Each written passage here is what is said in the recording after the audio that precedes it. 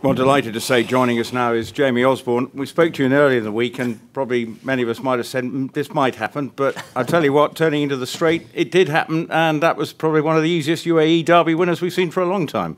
Yeah, well, when I sat in this chair at the start of the week and sort of said what I said, I think there were a few faces that didn't believe. But obviously now he's gone and proved that he is every bit as good as we hoped he was going to be. And we'll bring in the winning owner, Michael Buckley. I have to say, well, for you, Jamie, just how much does this mean for you? I mean, I know you've had Royal Ascot winners, but to come here with a horse like this, who's from obvious, you know, we say Wolverhampton to Maidan, it's not necessarily the most obvious route, but to do what he did must be quite special for what you've achieved. Yeah, I mean, it was a plan that we hatched last autumn, and obviously, for it to come off, as you know, in racing, most plans don't come off. He improved all through the winter, and I think if at any stage through the winter we'd felt that he could be an embarrassment out here, we would have pulled the plug, but he just kept improving. So we came here, as I did say earlier in the week, we were hopeful, that he was good enough to compete. But in my wildest dreams, I didn't expect that to happen. He's got it won from turning in, hasn't he? He didn't even make us sweat. We could just enjoy the last couple of furlongs. And he's an exceptional horse. And horses like him are a bit of a freak. When they come along by chance. And he was a big, raw-looking yearling, and he just has grown into this wonderful, wonderful horse with a lot of ability. Michael, you've had lots of good horses, but where does this rate to come with this horse, sort of from humble beginnings in many ways of what he's achieved, to come here and do this? Like Jamie and me, really. Yeah. Good line. Yeah, good line. Yeah. What to do this? I mean, Jamie was saying that you were pretty excited coming into the week, but for it to come off like this. Well, I suppose I've tended to kind of approach life generally with a pretty optimistic frame of mind. So, Jamie's done a fantastic job and talked about the horse, and he is, as you can see, a magnificent-looking horse. And I was confident that he would at least put up a show. I mean, to go and win at all and to win like that is amazing. The time it gets intimidating for me is being out in the ring in the back there, and suddenly you see, the Godolphin team and the Ballydoyle team and everything, and you suddenly think, wow, I'm sort of paddling in a deep ocean here, and maybe I'm going to get washed up, sort of unconscious on a shore somewhere. But anyway, it worked out well, and I think the credit here is obviously to Jamie, and also I'd like to mention a really sweet groom called Iqbal who's looked after him wonderfully here, but particularly Jimmy McCarthy, who works with Jamie, who rides him every day, and he's sort of become his kind of pet, I suppose, probably more important than the people in his home life, just momentarily anyway. So they've done a great job with the horse.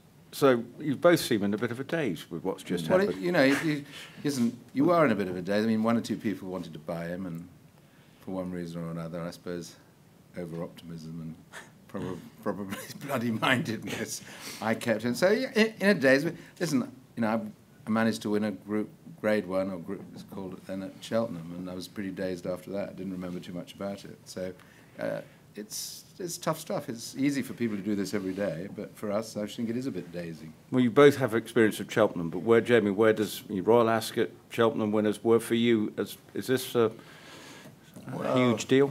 Yeah, I mean, I think that, when I was riding plenty of big winners, and they were coming along regularly. And, if one went wrong, there was another one coming.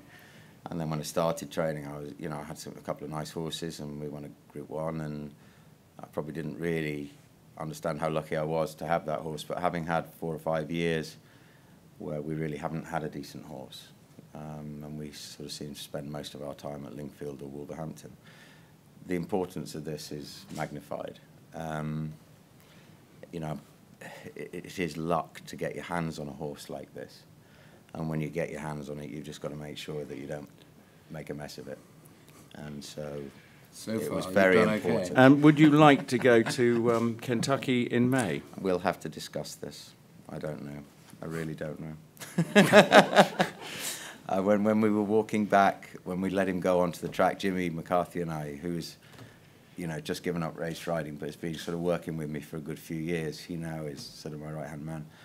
We're walking back, and Jimmy is the king of understatement. He never gives anything away. He could sit on, a champion hurdle winner and go, it's all right, And I said to him as we were walking back, I said, could we be wrong about this horse?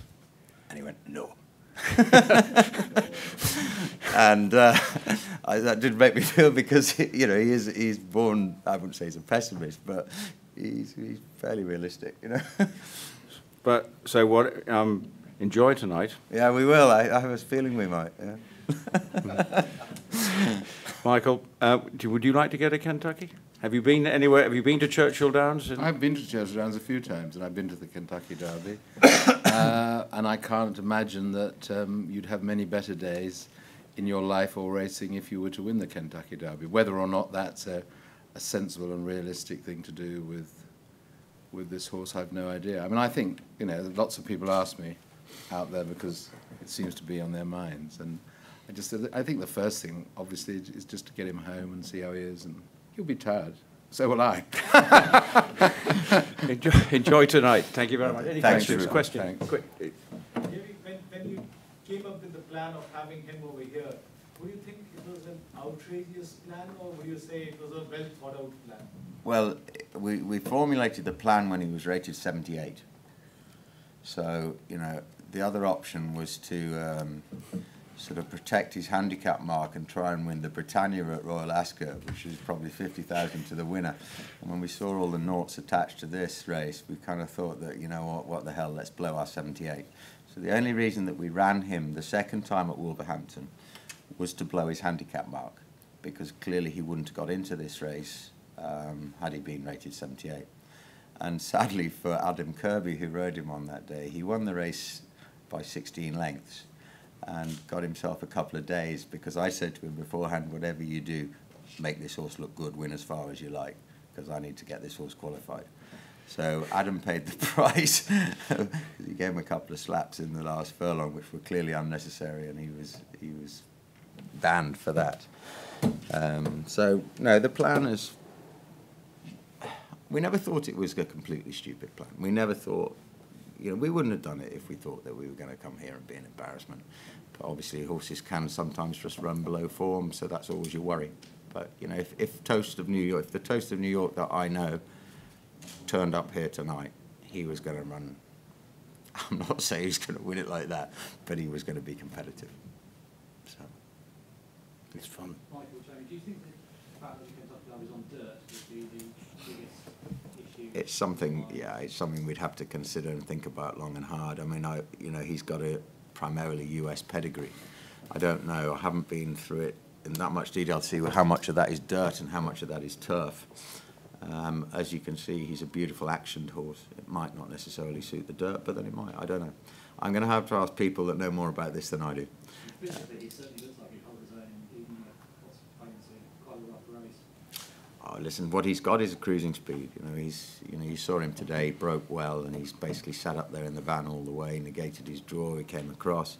Jamie was very sensible and on him throughout, and, he's travelling along within himself, being able to fill him up when there's horses behind him, well off the bridle, so good horses have cruising speed.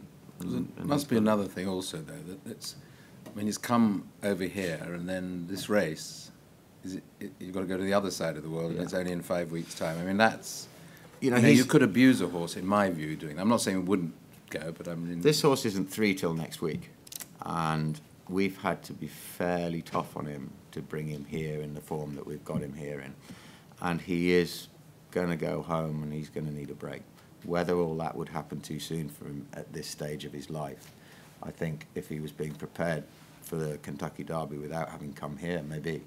But, could he back up that quickly after the effort that it's taken to get him here? Well, we'd have to see how he was and think about it. That wouldn't be a given, I wouldn't have thought.